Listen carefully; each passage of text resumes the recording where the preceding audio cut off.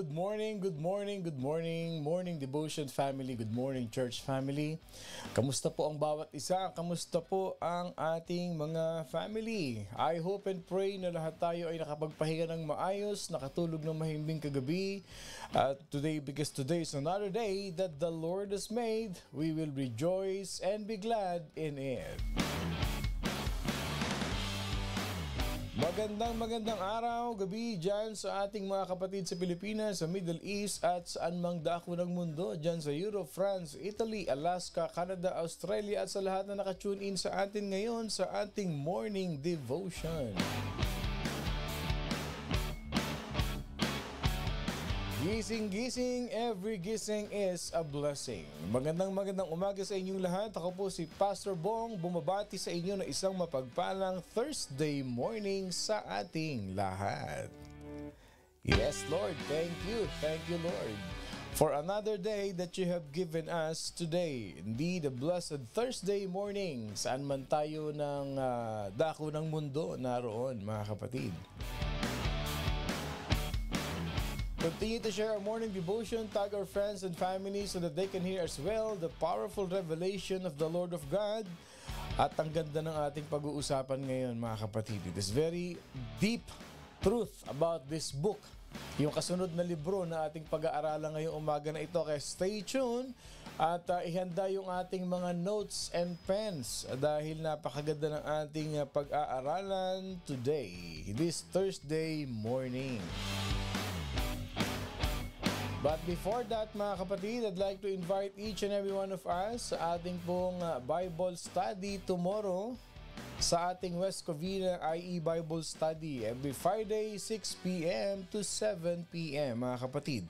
1551 East Amer Road, West Covina, California 91792. Magkita-kita po tayo 6 to 7 p.m. Invite niyo po yung inyong mga kaibigan na malapit dyan sa lugar natin na ating ginaganap na Bible study. And very soon, mga kapatid, we're gonna be opening a Bible study probably like next month, pagdating po ng June, no? Mag-open po tayo ng Bible study, physical Bible study sa ating church sa Carson. Okay? So stay tuned and intayin nyo po yung pagbubukas na ating physical Bible study sa Carson, and that will also be online. Ilalive din po natin yan. But that's gonna be a different topic, mga kapatid. So meron tayong Old Testament na ating pinag-aaralan dito sa ating West Covina, which is also live in YouTube, mga kapatid. At huwag nyo kalimutan mag-subscribe sa ating YouTube channel. Okay? Para po updated kayo, mga kapatid, doon po sa ating mga pinag-aaralan. Okay? So, yung pong ating YouTube channel is at HCBC-Carson West Covina. Yan po ang ating YouTube channel. I-search nyo lamang po yan at makikita nyo yung mga naka-upload nating mga learning videos, mga kapatid, dyan sa ating Bible study and even yung ating mga worship service. Okay? Lalong-lalo na itong morning devotion. If you missed some lessons, balikan nyo po dyan sa ating YouTube channel. Okay. So, moving forward, again, ipinapaalala ko sa inyo, mga kapatid, sa last Sunday of the month, we're gonna be having our joint worship celebration ng Carson at ng West Covina.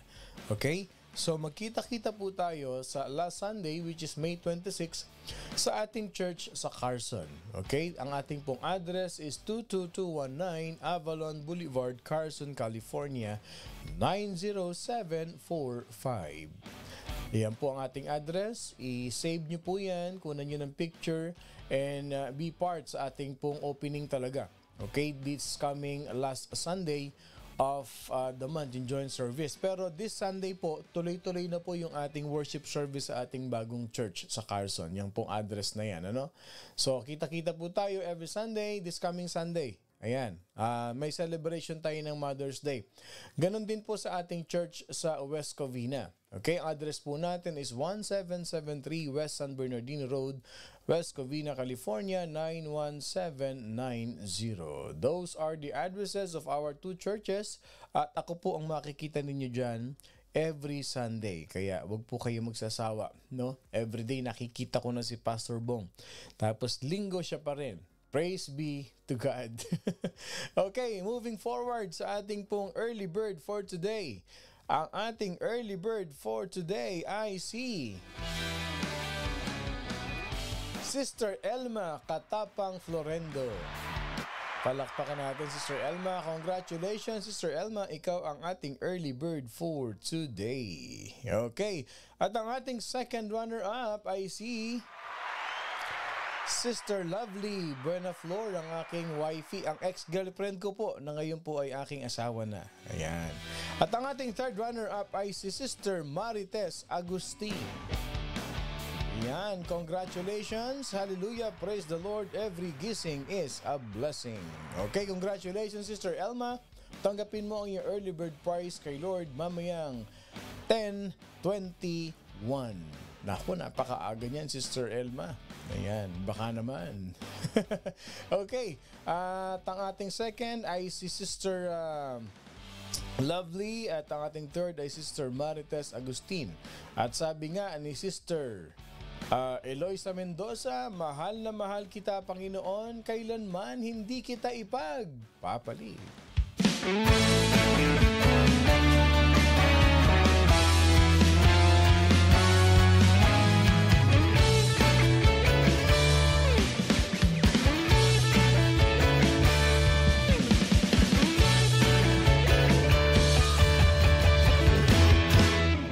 Mahal na mahal kita, Panginoon. Mahal na mahal kita.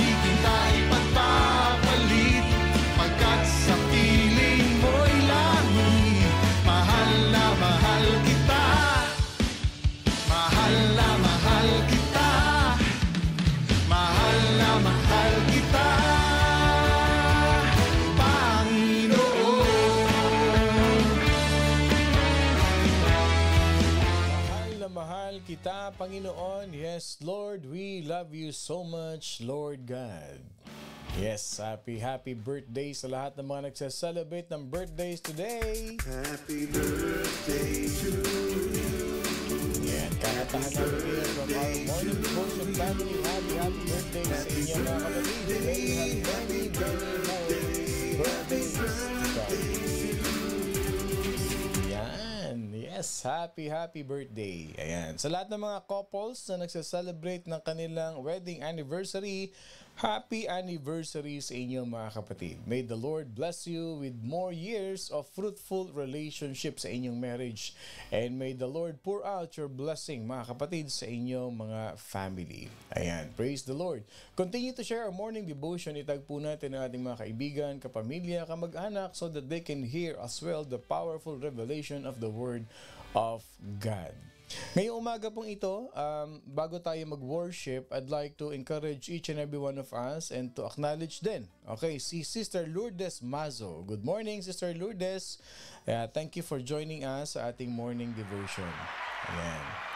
Okay, I'd like to thank as well the people who are continuously supporting our ministry through sending stars dito sa ating morning devotion. Maraming salamat po sa inyo. It is indeed a very blessed day, a blessing to us. God is blessing us to become a blessing to others, especially sa ating ministry, sa mga ganitong gawain na reaching out people, uniting them in the church. Maraming salamat po sa lahat ng mga tumutulong sa ating ministry, ang ating mga ministry supporters. I pray that the Lord will give it back to you 10 times fold of what you are expecting beyond your imagination. Mga kapatid, pagpalain nawa po kayo ng ating Panginoong Diyos. Ayan, sa inyong kabutihan, sa pagtulong sa ating ministry. Salamat po. As we continue, mga kapatid, you can type your prayer request. Kagaya po nito, meron tayong prayer request galing kay Ma'am Shi. Okay. Prayer request daw po. Good morning nga pala, Filipino American Press Club of California. Good morning, Lord. Blessed Thursday, everyone. Ayan. Thank you for joining us. Meron tayong prayer request. Sabi ni Ma'am Shi, please pray for Papshi Sister Marshall Dael has sepsis. Okay, and Brother Ed Carrejero. Si Tito Ed, Habi of Leonida, Nanay Nida. Okay. Pagpe-pray natin ito. Kung meron pa po kayo mga prayer request, hanggat hindi natin na-achieve yan, mga kapatid, ipagpatuloy natin ang panalangin. Mga relatives natin that we need to pray, kung may sakit man yan or whatever it is. Kay Sister Riza, please pray for my brother-in-law po, Christopher de Guzman. May gout po siya, hindi makalakad. Okay. Si Brother Chris de Guzman. Okay. Type in the comment section while playing our worship song and believe in our hearts. At pagtapos ng ating worship song, ipagpe-pray po natin this following people or prayer request na minention ninyo sa ating comment section. Let us now worship the Lord with all our soul, with all our hearts, and with all our being, that the completeness of our race is only by the blood of Jesus, and only that we can face Him face to face. That with Jesus, we are complete.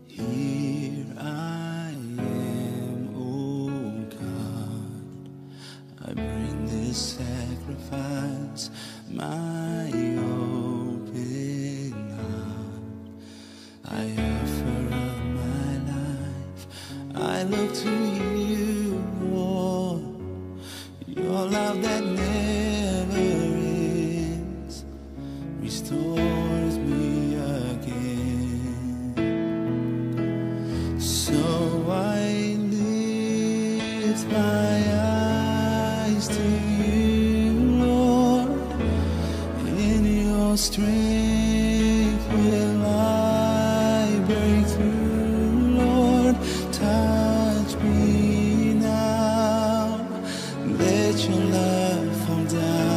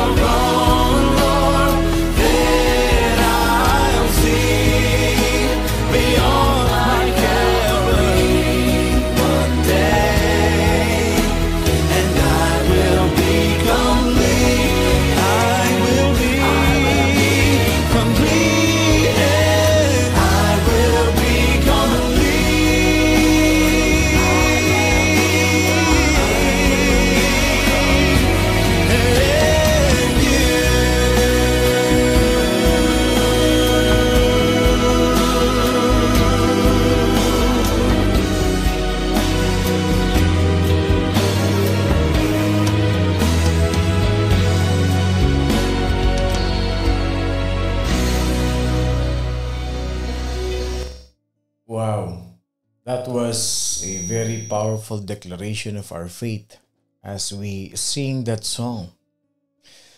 Every word, the message of the song really signifies, proves, parang nananalangin tayo.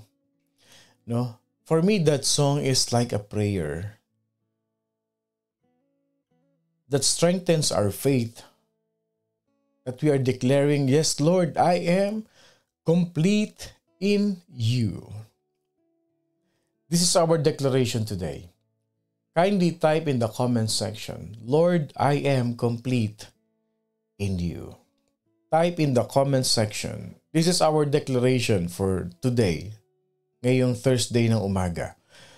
Lord, I am complete in you. Pero yun yung message nung kanta, through the storm, I will hold on. By faith, I will walk.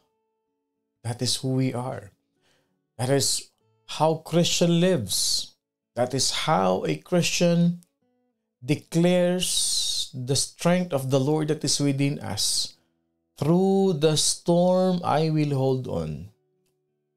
Hindi natin alam. Maybe some of us here. No? Kindly type in the comment section, Lord, I am complete in you.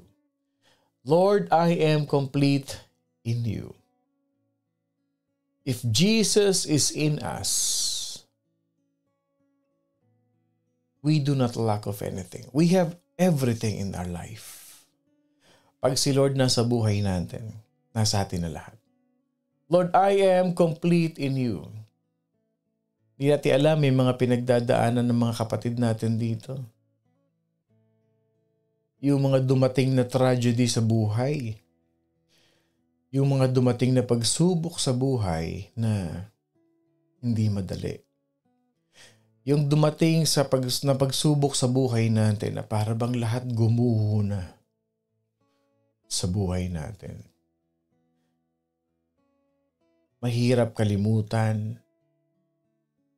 Na para bang minsan nga hindi pa natin matanggap. Para bang, bakit? Ba't nangyari? Bakit nagkaganon? Yung mga pangyayari sa buhay natin, meron tayo niyan. Meron tayo niyan. Hindi man natin sabihin, pero alam natin sa sarili natin. Alam ng Diyos yan na meron kang pinagdadaanan. Pero, ang Diyos natin ay tapat. Our God is a faithful God. At hindi niya pa ipagkukulangin.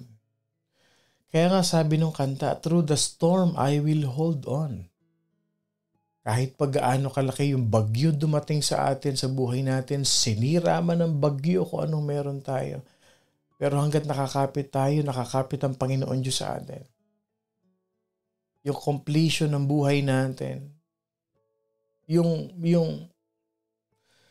mga bagay na hindi natin maipaliwanag. Yung minsan napapaiyak ka na lang. Yung minsan parang napapatanong ka sa sarili mo. But the song says, by faith I will walk. I will walk through the storm. Then one day, yung Calvary, yung pinagdaanan natin, I will be complete in you, Lord. Yung, Lord, yes, I have finished the race. Lord, I am complete in you. That is our declaration today. Kaya kung nagkukulang, may pagkukulang ka sa pinagdadaanan mo sa buhay, may hinihingi ka, merong hindi na-achieve sa buhay, may nangyari. Isa lang tandaan mo kapatid, hindi ka pagkukulangin ng Panginoon. Gagabayan ka niya, yayakapin ka niya. Papatnubayan ka ng Panginoon. Nagkasakit ka, bakit ako pa? I am complete in Lord. I am complete in you, Jesus. Lord, maraming salamat.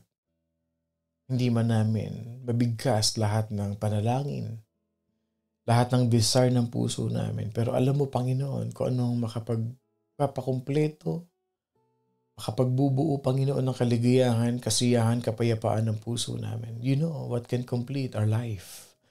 You know very well, Panginoon Diyos, the needs and whatever it is necessary for us, Lord God, you know. Alam mo, Panginoon, na ang mga nangyayari sa buhay namin, this is just part of a big story of our life. This is just part of what you want us to be.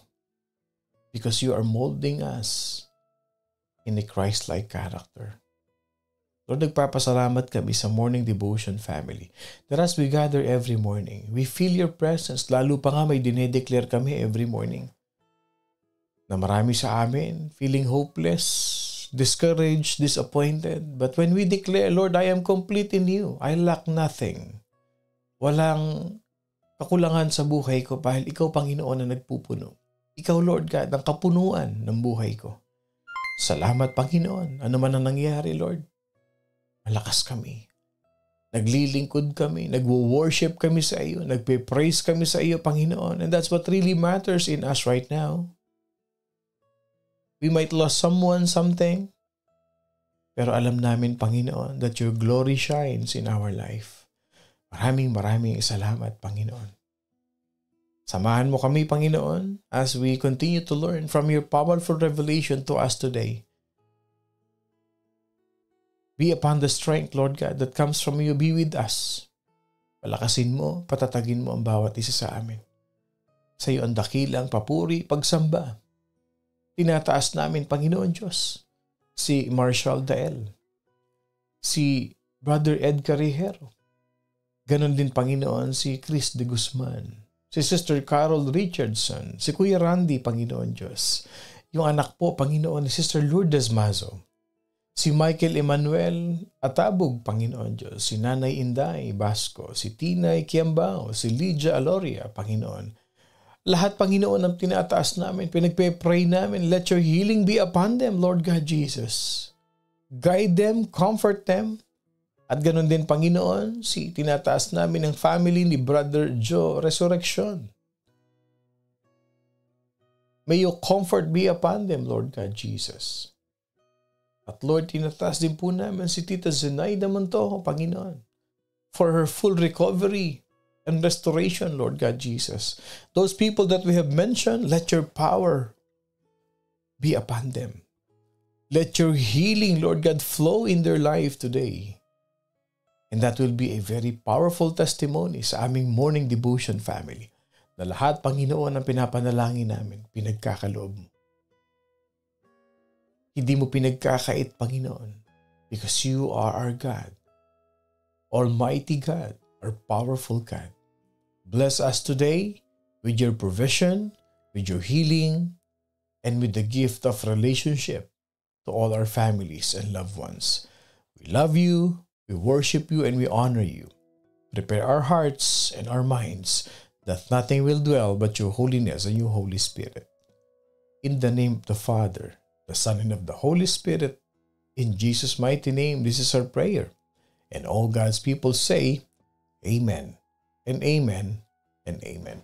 Magandang umaga po sa inyong lahat. Ako pong muli si Pastor Bong, bumabati na isang mapagpalang Thursday morning sa ating lahat. The book that we're gonna learn today is in the book of Hebrews. Yes, the powerful book of Hebrews. Napakaganda nito, mga kapatid. I'll try, by the help of the Holy Spirit, mga kapatid, to really put the lesson, the doctrine, and the theology of this book into surface para madali nating maintindihan. No? Pag binasa niyo ang book of Hebrews, somehow it's kind of confusing kasi bakit parang nag-throwback ito sa Old Testament, pabalik sa New Testament. And we're gonna reveal a lot of things pertaining to the book of Hebrews na hindi natin alam. Maybe most of us, lalo na yung mga nag-aaral na ng Bible school, but just to share, mga kapatid ko, anong meron dito. I want you to pay attention to this. The book of Hebrews, many Jews who trusted in Jesus Christ as their Messiah and their Savior soon found themselves persecuted by their countrymen. Totoo yun. Okay. Ang tanong, nangyayari ba yan sa atin? Is it really happening even in our generation? That those people who professed, those people who declared their faith in Jesus Christ, being persecuted in some way? Nung ba tayo tumanggap kay Lord? Nung ba tayo nagkaroon ng relationship kay Jesus Christ? Or what we can say, nung tayo naging born again, merong bang mga nanglait sa atin? Merong bang mga nangutya sa atin? Were there people who persecuted us? Personally, I'll tell you this. Ako yung persecution, the word na ginamit sa akin, that I brought curse to my family. Kasi we were raised in a one of the biggest group of religion in the Philippines. At nung nakakilala ako sa Panginoon, when I accepted the Lord and I became born again, I remember one of my family members said, "You brought curse to the family." And they condemned me, hindi nila ako kinausap, pinagtulungan nila ako. That's what happened. Now the question is this, how many of us have been persecuted when we became born again? Sige nga, survey question lang. Okay, unang question natin, survey. Ilan sa atin dito nung naging born again kayo, tinalikuran niyo yung inyong old faith, you have been persecuted by your family. Dami sinabi siya, baliw ka na, kumama ka sa ganyan, member ka na ng ganito. Let's be honest. Sino sa atin dito meron po pa sa madami din po. Dati po kasi ako sa Quiapo. Okay. So ito, na-persecute din to. Napagsalitaan din na hindi maganda, nalait din. Okay, sino pa sa atin, no? Praise God kung napaka-smooth ng inyong transition from your old faith to your new faith. Sino pa sa atin yung nakaranas yan? Si Faye, yes, I am. Si Quincy, yes, amen, amen. Okay, ito nangyari. Many Jewish who trusted in Jesus Christ, mga kapatid, as their Messiah and Savior, para kami may sakit na nakakahaw, iniiwasan kami. Yeah, okay. So, sobrang dami, pastor. Sobrang persecution po. Ibig sabihin, it really happened to those many Jews na tumanggap kay Jesus Christ, pero matindi yung persecution yun. Noon, matindi ang persecution. Si Irma, ako po, pastor. Mga kulto yan. Daming sinasabi. Totoo yan. Yes po, a few days ago lang. Okay. So, mga kapatid, matindi yung persecution nito. Maaring there are physical persecution, verbal persecution. Sometimes verbal persecution is worse than physical. Mabuti pang sinampal mo na lang ako kaysa sinabihan mo ako ng ganon. Tama? And some of them, because of this persecution, they wanted to turn around in order what? To escape suffering for their identification with Jesus Christ. It happened. So marami sa kanila, mga kapatid, amen, I can relate po. So marami sa kanila, itong mga Jews na to na they put their faith in Jesus Christ as their Messiah and Savior because of the extreme pressure of the persecution of many people by their countrymen, kababayan nila, kasama nila, or in their community. Some of them were tempted, mga kapatid, to what? Just to escape suffering, to turn around. Parang sinasabi nila, balik na nga lang ako. Hindi na nga lang ako sasama sa Bible study na yan. Hindi na nga lang ako magja-church doon. Kasi tuwing lalabas ako, every time I went in that Bible study or every time I go to that church, pag uwi ko, grabe ang persecution sa akin. Grabe yung mga sinasabi sa akin, kulang na lang batuhin ako. Okay? Up to the point na they could have hurt me, but they were just throwing bad words at me. So, ang nangyayari, ganito. Some of them were tempted, but some of them already turned around for them to escape that persecution. So the writer of Hebrews responds, eto na. Dumating na ngayon ang Savior. Dumating na ngayon ang ating support through the letter of the book of Hebrews. So the writer or the author of Hebrews responds by declaring and encouraging his readers to what? To press on maturity. Yes, Hebrews chapter 6 verse 1, therefore, leaving the discussion of the elementary principles of Christ, let us go on to perfection. Teka muna, let's pause on to this. Ibig sabihin pala, may level of education ang mga preaching ni Jesus Christ, yung mga principles ni Jesus Christ. Kasi sabi niya rito, leaving the discussion of the elementary principles of Christ, I'm gonna give a clarification to that. Kailangan matutunan nyo ito. Let us go on to perfection, not laying again the foundation of repentance from God, from repentance from dead works, and of faith towards God. Isipin niyo ha, how could a scripture in the Bible, sabi niya dito, iwan na natin ang mga unang simulain ng aral ni Kristo at tayo magpatuloy sa kasakdalan. Let us go on to perfection. Okay, let's pause. Pastor, ano ba yung tinatawag ng mga elementary principles of Christ? Dito mo makikita ang maturity ng Kristiyano. Pag yung elementary principles ni Jesus Christ is nasa kanya na. Okay? Yung basic, ano ba yung basic principles na tinuturo ni Jesus Christ? I-share ko to sa inyo. Maaring hindi pa ninyo napapag-aralan ito. Okay? Kaya dapat be keen. So may binanggit dito elementary principles o sa Tagalog unang simulain ng aral ni Kristo. Ano yung mga yon? Okay, write this. The elementary principles of the Lord Jesus Christ is number 1, repentance and faith. Yes. Okay, ito yung mga elementary principles ha. When we accepted the Lord Jesus Christ, meron tayong tinatawag na mga baby food, may mga milk, may mga solid food, may mga meat eaters, merong ganun yan, okay? Pero that's just an illustration of our maturity. So ibig sabihin, the elementary principles involves repentance and faith.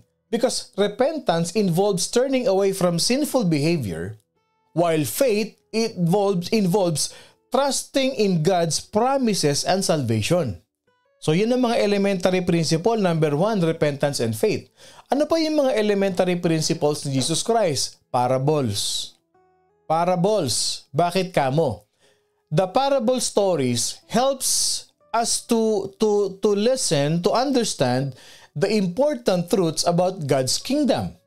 Kagaya ng love, forgiveness, compassion. Okay. Yan yung kingdom ni Lord. Okay, that's the God's kingdom. Kaya, sorry to say, may mga nagtuturo ng kingdom. Abay, ang kingdom daw, yung kingdom daw dito, magtatayo ng napakalaking simbahan dito, the kingdom of in earth, the kingdom in heaven. O, kailangan yung illustration ng kingdom sa heaven, kailangan mailagay din natin dito kasi thy kingdom come, thy will be done. May mga ganun tinuturo. Teka muna. Balik tayo sa basic elementary principles. What is the truth about God's kingdom? No? Kasama dyan yung kingdom ni Lord nasa puso mo na eh. Jesus resides in your heart. Mga kapatid, isa yan ha. One day magtuturo ako dito sa inyo ng about that kingdom na yan. Okay? So may mga turong ganun eh.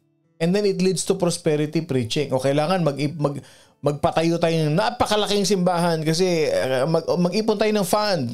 Ganito gawin natin. Kasi kung ano yung illustration sa heaven, dapat, teka muna.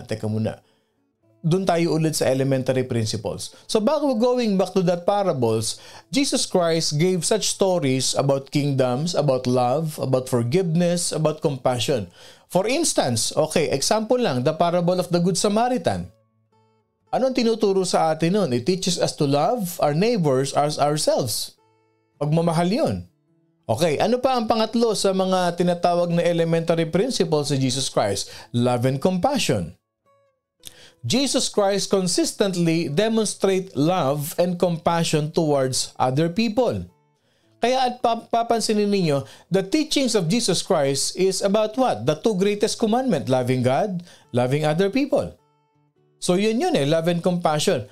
What is the, pang-ilan tayo? Pang-apat na. Yung elementary principles, forgiveness. Forgiveness. Jesus taught the importance of forgiveness. Teka muna. Bago tayo mature ba tayong talaga? Baka doon pa lang sa bagay na yan, sumasablay na tayo. Bakit pa ulit-ulit tayong gumagawa ng hindi maganda? Bitter. Anong result ng bitterness? Maraming resulta yan. Yung bitterness, it will result to rebellion, to grumble. Bakit? Kasi meron kang unforgiving spirit sa puso mo. Panglima, elementary principles is, come on, Pastor Bong. Humility and servanthood. Humility and servanthood. Ito elementary principles to. Jesus said, whoever wants to become great among you must be what? Must be your servant. So elementary principles ito. Kaya paano tayo magkakaroon ng elevation towards perfection at magmamature tayo kung itong isa sa mga ito ay wala pa rin tayo? And lastly, the elementary principles is eternal life. Why? Because Jesus Christ assured His followers that those who believe in Him will have eternal life. So wag niyo kakalimutan yan. So pag binasa natin ang Book of Hebrews, ay may nabanggit dito. Ano nga ba yung mga elementary principles na yan? Medyo confusing. O yan yun, repentance and faith, parables, love and compassion, forgiveness, humility and servanthood, eternal life. Remember mga kapatid, that these teachings are just the beginning. As believers, we continue to grow and deepen our understanding of Jesus and His teachings throughout our lives. So the author of the book of Hebrews, he makes his appeal based on the superiority of Jesus Christ over what? The old Judaic system. Dito palang inapil niya na dito to. Okay? So ano yung mga tinuro ng author ng book of Hebrews? The supremacy of Jesus Christ. Kaya kung mababasa nyo dito, mga kapatid, may conversation dito. Anong sinabi ng tatay sa anak? Ano ang sinabi ng anak sa kanyang ama? What are the statements of God the Father to His Son? And then what are the statements, what did the Son says to His Father? Dito makikita natin, kinumpare ang ating Panginoon Diyos o pinakita ang supremacy ni Jesus Christ, that Christ is better than the angels for they worship Him. Mas higit, nakahihigit ang Panginoon Diyos sa mga anghel sa langit, kasi yung mga anghel sa langit, we know worship si Jesus Christ. Here we can see that Jesus Christ is better than Moses. Why? Because He created Moses and He empowered Moses to serve. He is greater. Mga kapatid, He is better than the Aaronic priesthood. Okay, let's pause. Makikita ninyo yan sa Book of Hebrews. Pastor, ano ba yung Aaronic priesthood? Okay, yung pag sinabi nating Aaronic priesthood, mga kapatid, sabi dito, kasi He is better than the Aaronic priesthood because He ministers forever and He offers the infinitely valuable sacrifice of Himself. Makikita nyo dyan, the atoning lamb. Nasa Book of Hebrews yan. Okay, going back. Ano yung Aaronic priesthood? Makikita ninyo, maybe some other time, madadaanan nyo yan, maririnig nyo, at least ngayon malaman na ninyo. Yung pag sinabing Aaronic priesthood, it is the preparatory or lesser priesthood in the Church of Jesus Christ of the Latter-day Saints. May mababasa kayo sa Book of Hebrews, I think in chapter 1 or in chapter 2, makikita nyo yung 7th day. Diyan nag-originate yan. So, ang Aaronic priesthood, diyan yan kinuha ng mga Jesus Christ of the Latter-day Saints, mga kapatid. So, pag sinabi natin Aaronic priesthood, in other words, okay, ito yung mga early stages bago ka magpari, bago ka mag-minister. There are certain things that you will do. Limited things lang yan. Okay? It is presented upon male faithful members, sa mga lalaki lang ito. At nag-uumpisa ang Aaronic priesthood at the age of 12 years old. Okay? Ang Aaronic priesthood, mga kapatid, sila yung preparer. Okay? They are holders that prepares, that bless, and administer the sacramental bread and water. Yung Holy Communion, yan yung mga Aaronic priesthood. Ikaw yung mag-officiate, ikaw yung mag-exhort about sa communion, yung breaking of the bread. And then, may tinatawag silang they hold the keys of the ministering of angels. O ayan ha, alam nyo, dinadala ko na kayo ngayon sa malalim na pananaw dito. Okay. Ano ba yung sinasabing ministering of angels? Ministering of angels are God's messengers who serve believers. Who serve believers. In the Bible, angels as described as the ministering spirits. Ang mga angels were sent to us by God for us to what? Para meron tayong magpo-protect sa atin. Merong magpapaalala sa atin, may magre-remind sa atin. Okay? So ministering angels was sent by God to minister and to serve the believers. Okay? The ministering of angel means a person is subject to the service of God's messengers. Kagaya ng mga ministro, mga pastor, mga mangangaral, mga teachers, preachers of the Word of God. However, in their concept, in their belief, ang tawag nila dyan is what? Ministering of angels. So yan sila. So ang Aaronic priesthood, they serve. They do the rituals. Okay? And they are being practiced by some religious belief around us. Okay? Meron pa silang tinuturo ng mga gospel of repentance, baptism by immersion for the remission of sins. Ganyan yun. Saan natin madalas makita yan? Hindi lang yan sa Jesus Christ of the Latter-day Saints, pero even in the Roman Catholic. Makikita ninyo yan. Kaya yung first stage, yung mga nagsasakristan, hindi ba? Napapansin ninyo? Okay? Wala tayong negative connotation ha. Pinag-uusapan natin dito, saan nila kinuha yun? Okay? Saan nila pinagbasihan yun? Ito yan. Yan yung mga scripture na ginagamit nila. But apart from that, since we, the followers, believers of Jesus Christ, itong mga ginagawa na ito, these are just rituals. Kaya sabi ng author ng Hebrew, He is better than the law. Why? Itong Aaronic priesthood na ito, limited lang yung kaya niyang gawin. Limited lang. Pero si Jesus Christ, He meditates an eternal covenant. These people, what these people are doing are just external. Okay? Yeah. Mormons yun. Hindi ko lang binanggit kanina. Okay? Para alam mo na, minsan Okay. So itong mga ito, sabi niya, limited lang yan ang kaya nilang gawin. There is an limitation. Ang mga taon to is napapagod din. Pag wala sila, paano gagawin? No. He is better than the law.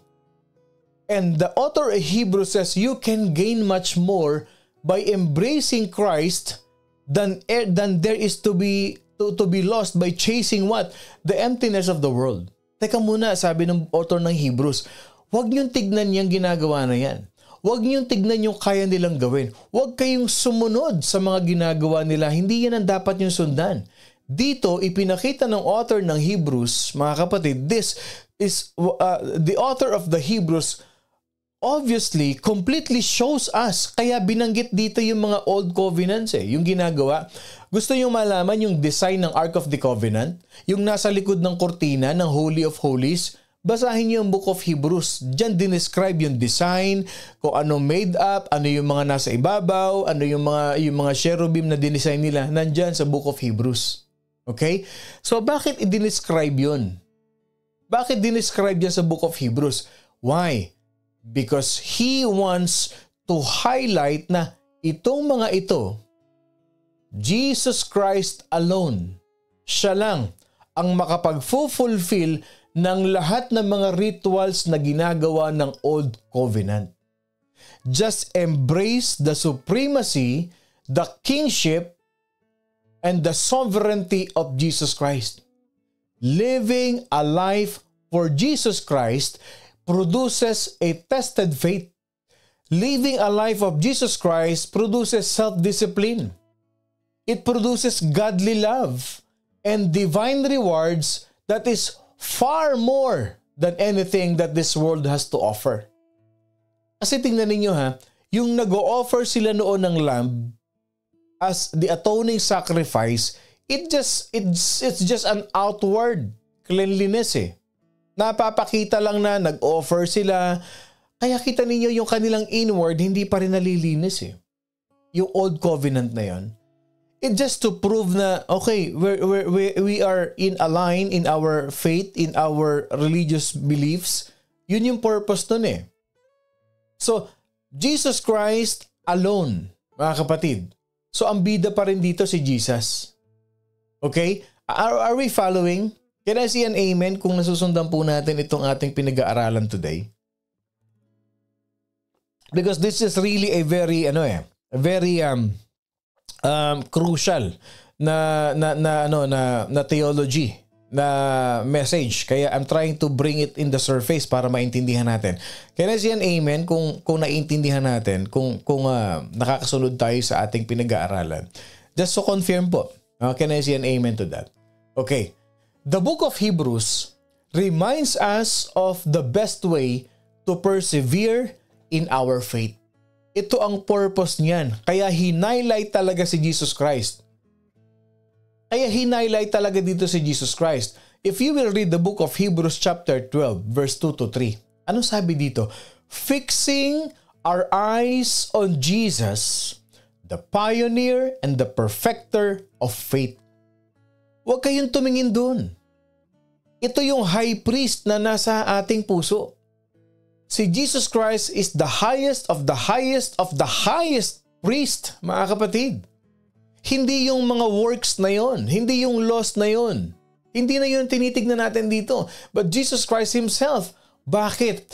For the joy set before Him, He endured the cross, scorning its shame, and sat down at the right hand of the throne of God. Considered Him who endured such opposition from sinners, so that you will not grow weary and lose heart. O isa pa, on a side note, sa Old Covenant, the way we make a covenant with the Lord is the way of circumcision. When Jesus Christ returned, it is the circumcision of the heart. It is always in the heart. Saan ba kayo napapagod sa buhay? Hindi ba't sa puso? Saan ba kayo napapagod sa ministry? Hindi ba't sa puso? Pagka ang puso bumigay na, wala, todas na tayong lahat. Pagka ang puso mo hindi na masaya sa trabaho mo, ano nangyayari sa'yo? Di ba wala kang gana pumasok? Kahit pa nga ang sarap ng baon mo parang wala kang gana. Pero pag ang katawan na pagod, na ipapahinga yan Pero yung puso, dun pa rin yung beat pa rin yung excitement pa rin ng puso na kahit pa sabihin mo na napagod ka sa trabaho, but your heart is pounding because you love your job, patutulog muna ako kasi kailangan pumasok ako ulit bukas. So it is always in the inner part of our whole being. So ito yun, external, the old covenant, sabi ng author ng Hebrews, tignan nyo yung mga ginawa noon, tignan niyo. Pero pinadala na si Jesus Christ. Hindi na natin kailangan gawin yun kasi pinunit na ni Jesus Christ yung kortina. Ibinaba niya na yung kortina. Si Jesus Christ na mismo yung nasa atin. Fixing our eyes on Jesus. Mga kapatid, ang ganda nito. Sabi doon sa Tagalog, pagmasdan natin si Jesus na siyang nagtatag at nagpasakdal ng ating pananampalataya. Can I see an amen to that? Kaya pag nag-church kayo, ang tignan nyo si Jesus. Ang tignan ninyo ang Panginoon na kaya ako nag-church kasi nandito ako para kay Jesus. Hindi ako nandito para pintasan ang sino man. Para kutsain, para maghanap ng mali. Hindi yon. Ang tignan mo si Jesus Christ. Huwag kang magpa-apekto sa paligid mo. Mag-focus ka lang kay Jesus. Do you agree with me on that? Do you agree with me? Kasi pag hindi ka nakafocus kay Jesus Christ, pag nag-church ka, hindi mo maintindihan yung sinasabi ni Jesus Christ sa'yo. Church, it is very clear. Doon pa lang, tapos na yung boxing Fix our eyes on Jesus. Kindly type in the comment section, I will fix my eyes to Jesus. Kindly type in the comment section. Let this be our declaration today. Pagdating ng linggo, saan man ang local church ninyo, huwag niyong tignan yung hindi terno yung o badu yung kulay ng kombinasyon ng suot ng katabi mo. Huwag mong tignan yung ang bagal magsalita ng pastor, nakakainip, yung mensahe ang yakapin mo. Fix our eyes on Jesus. Type in the comment section, I will fix my eyes to Jesus. Type in the comment section. I-rebuke nyo na yung mga, kung ano yung mga bubuyog na mga nasa tenga ninyo. Fix your eyes on Jesus. Na kaya ako nag-church, hindi para maging bida. Hindi ako nag-church para ako'y purihin. Hindi para sabi ako'y magaling. Hindi para sabi ako'y masipag. No, I will fix my eyes to Jesus. Declare that today. Declare that today. Hindi ako nag-church para makita ko yung nakakainis na ugali ng kapwa ko. Hindi ako nag-church para naku, ang dami natin pwede sabihin. Pero isa lang sabihin natin, from now on, I will fix my eyes on Jesus. Nabasa na natin ang buong Hebrews pagka yan ang ating dinideclare sa buhay natin, mga kapatid. There is no early manuscript evidence who is the author in this title. Although, tradition assigns the authorship to the Apostle Paul. O ayan o, sabi ni Ethel, I will fix my eyes to Jesus. Sabi ni Tita Aurora, I will focus my eyes. Si Tita Marilu, Sister Riza, Sister Sally, si Brother Freda, Sister Freda, si Sister Vilma Galio. I-declare natin yan. I-declare natin yan. Alam mo, hindi man natin i-rebuke indirect yung mga spirit of negativities. Pero dito pa lang, I will fix my eyes on Jesus. I will fix my eyes on Jesus. Dapat ganun tayo. Ganun tayo, isa yan sa maturity ng isang Kristiyano. Isa yan sa maturity ng bawat Kristiyano. At kung talagang hindi talaga natin maiwasan, mayroong mga circumstances na nakikita natin, ipag-pray. Ipag-pray. Huwag ipag-say, ipag-pray. Pag may nagsasalita, may tumawag na naman sa'yo, alam mo, nakita mo ba yung ganito? Ayan nga ba sinasabi ko? Sabi mo sa kanya, kapatid, huwag ipag-say, ipag-pray. Amen? Huwag ipag-say, ipag-pray. May mga ganun talagang tao yung walang katahimikan sa puso. Tatawag yan. Alam mo, tandaan ninyo ha, idle time is the devil's workshop. Yes. O sabi ng iba, idle time is the devil's playground. Yung mga alam na wala kang ginagawa yung mga oras na yun, tapos tatawag sa'yo. Oy, kamusta ka na? Ano ginagawa mo ngayon? Oh, ganito. Alam mo ba? Ganito. Ayan na. Rebuke nyo na kaagad, kapatid.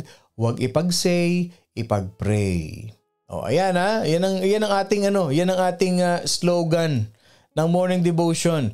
Pag mga negativities, mga chismis, huwag ipag-say, ipag-pray. Amen. So wala pang early manuscript, mga kapatid. Instead, they considered the authorship to the Apostle Paul. The oldest and most reliable title is simply ganito, Pros Hebreus or to the Hebrews. Ano ang theme? Anong ina-expect natin mapag-aralan dito? Since Jesus Christ is superior in every way to the Old Covenant, it only makes sense to persevere in Him and reap the amazing rewards that He offers to what? To faithful believers.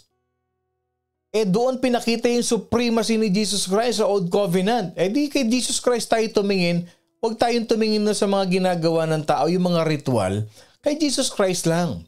Again, sinong author? Unknown.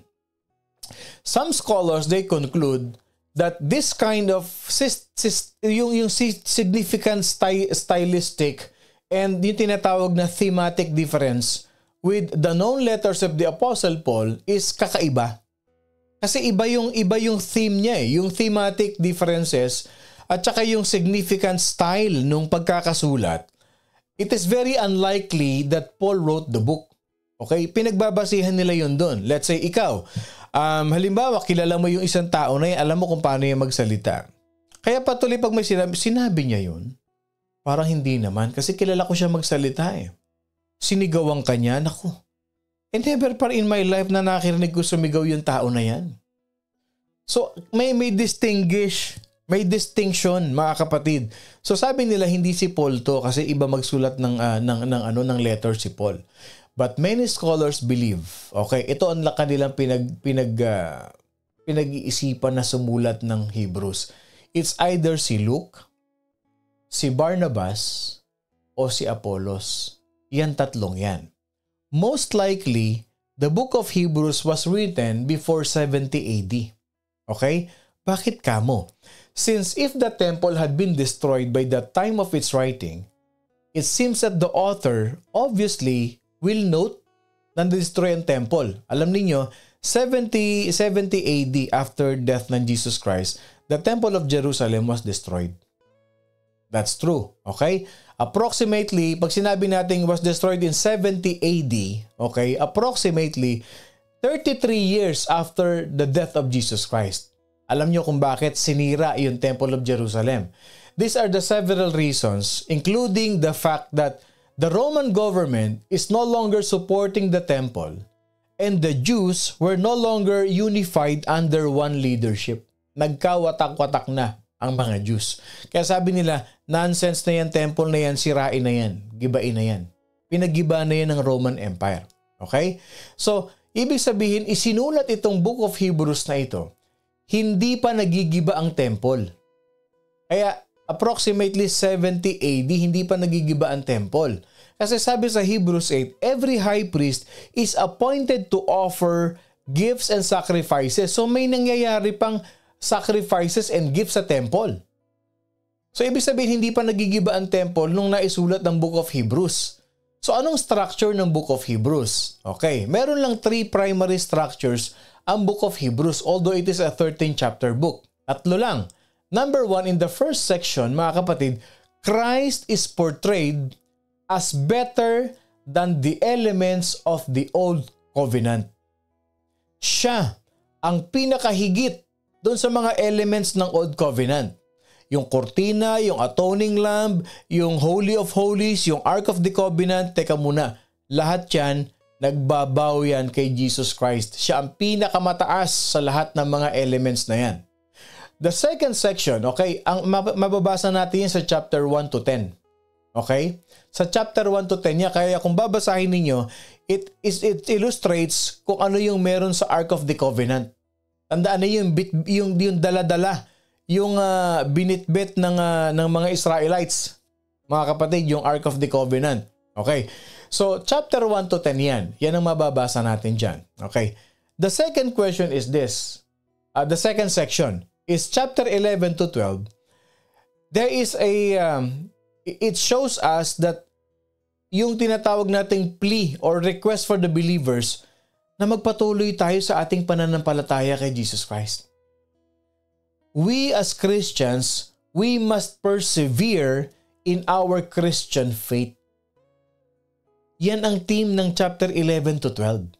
At yung chapter 13, yung final section, it gives us the final exhortation or conclusion na yan sa book. As you read the book of Hebrews, I'd like you to watch some life principles that plays an important role in this book. Okay, number 1, no Christian has ever been called to walk alone in our faith. Ano sabi ng Hebrews 3? Encourage one another daily, as long as it is called today, so that none of you may be hardened by sin's deceitfulness. May be hardened. Kasi may tumitigas talagang puso pag nalalayo sa Panginoon.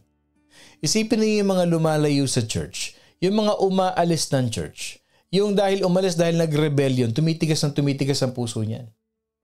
Okay? Sabi ni Paul dito, so that none of you may be hardened by sin's deceitfulness. Na-deceit sila nung kanilang rebellious heart eh. Kaya tumigas ang puso nila. And note, hindi lang sa lahat ng umaalis sa church yan. Even inside the church, merong ganyan. Merong ganyan. In chapter 10, 24 to 25, sabi niya, let us consider how we may spur one another toward love and good deeds. Oh, encouraging one another. Number 2, mga kapatid, so no Christian has ever been called to walk alone. Pangalawa is, God's word is an immovable anchor in times of storm. Hebrews 4:12. For the word of God is alive and active. Dito sinabi ng author The Word of God is sharper than any double-edged sword. Why? Because it penetrates even to the dividing soul and spirit, joints and marrow. It judges the thoughts and the attitudes of the heart. Okay? So pangatlo, God does not require us to understand His will. Okay? Just obey it. Even if it seems unreasonable. Sumunod kay Lord. Paano tayo makakapag-walk in faith kung kailangan? Ipaliwanag mo muna, Lord. Explain mo muna sa akin, Pastor. Bago ako No. We have to walk by faith.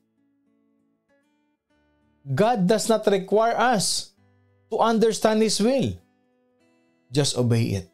Just obey it. Minsan meron tayong mga ginagawa sa buhay natin na inuutos ni Lord na para bang imposible naman to, Lord. Ano ba itong pinagagawa mo sa akin? Hindi naman yata makatotohanan ito. Just believe in the Lord. Believe that the Lord exists in your life and He will reward those who will persevere. Ganyan tayo sumunod kay Lord. Okay, pangatlo na. Trusting God means looking beyond what we can see to what God can see. Yan ang pananampalataya sa Diyos. Ang pinagkakatiwalaan mo kung ano yung nakikita ng Diyos at hindi yung nakikita mo. And lastly, life principle, brokenness is God's requirement for us to be used mightily by God.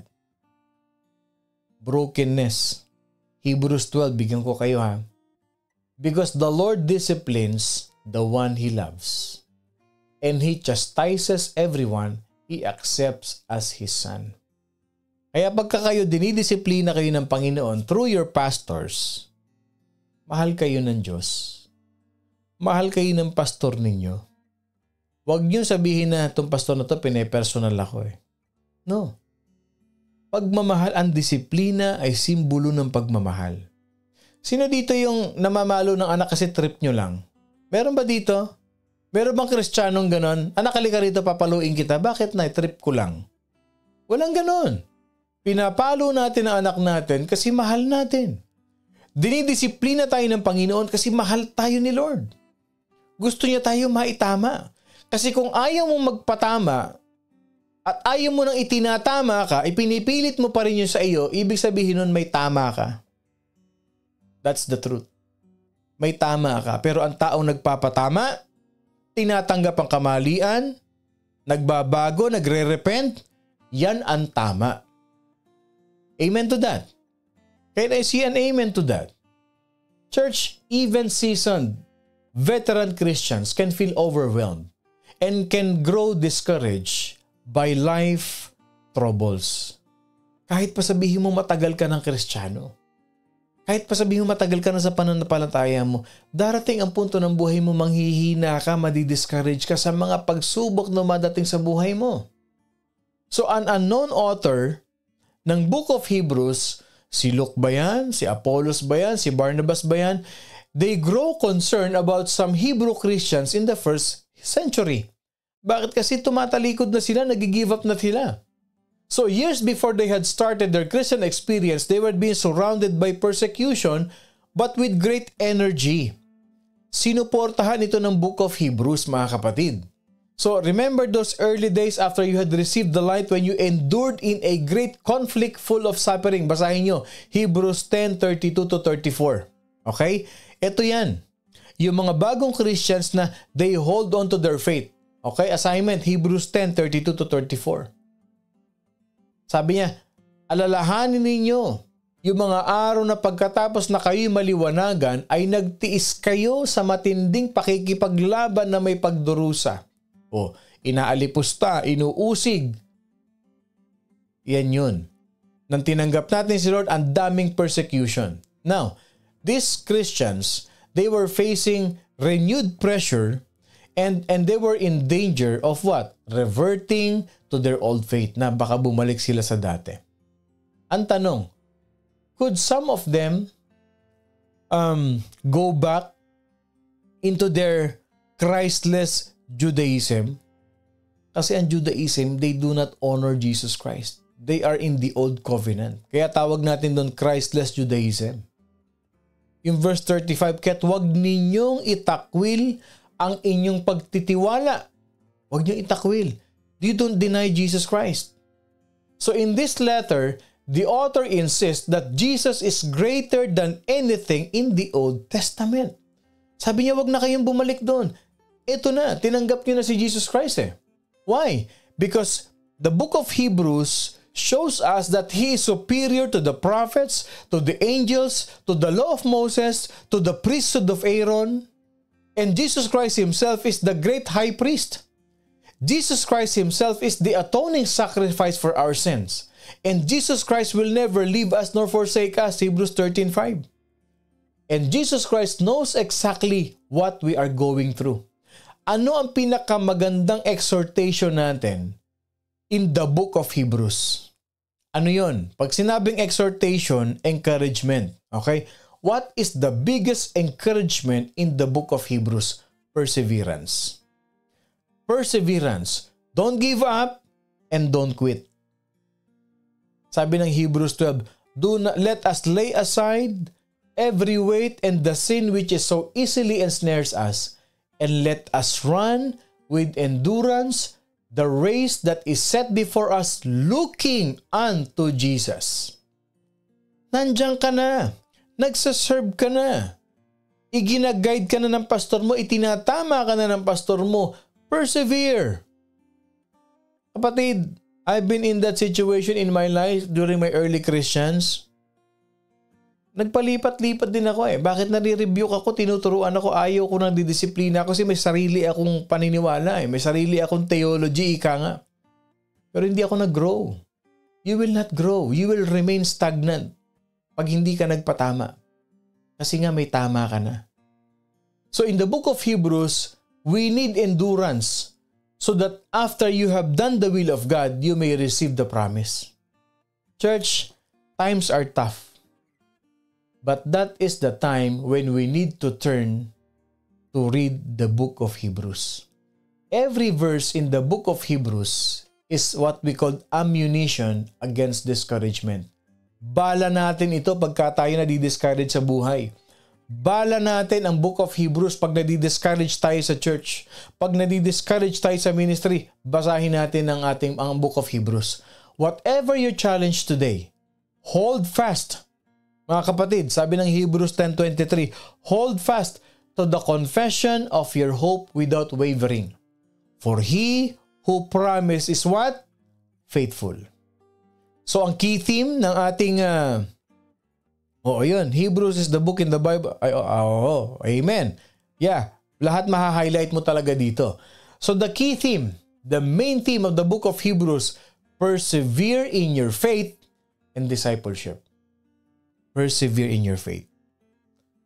Bago tayo humakbang, bago tayo mag-react, isipin muna natin. Ano ang dinidevelop sa atin ni Lord? Ano ang dinidevelop sa atin ni Lord? Once I was a music director of the church. And I was so proud. All I thought, napakagaling, perfectionist, ganyan. Imagine this, a music director who was put down to the ministry. There was a big concert, Christian concert. I am the music director of that particular worship group. Binagsak ako ni Lord. Kasi matigas ang ulo ko. At alam niyo ginawa ni Lord sa akin? Ako ang pinagtali niya ng mga cables. Naglalagay ako ng tape sa mga sahig kasi inaayos ko. Bakit? Kung ako nag-give up, yung kayabangan ko, dala-dala ko pa rin yun. Hindi ako natinag doon. Sabi ko, Lord, thank you, nire-rebuke mo ako. Thank you, Lord, tinuturuan mo ako ng humility. Thank you, Lord, tinuturuan mo ako ng submission. Hindi ako nagsasubmit sa pastor ko. Dinidibati ko pa yung pastor ko. And the Lord put me down. Then I learned. Kailangan ko mag-submit sa pastor ko. Kailangan ko sundin ang pinapagawa ng Diyos. Kilala ka music director and then naglalagay ka ng tape sa sahig. That's humility. That's perseverance in the Lord. Persevere in your faith. So anong ating challenge? In the book of Hebrews, prepare for the race ahead of you so that you will endure and you will finish strong in your faith. leaving a legacy for others to follow.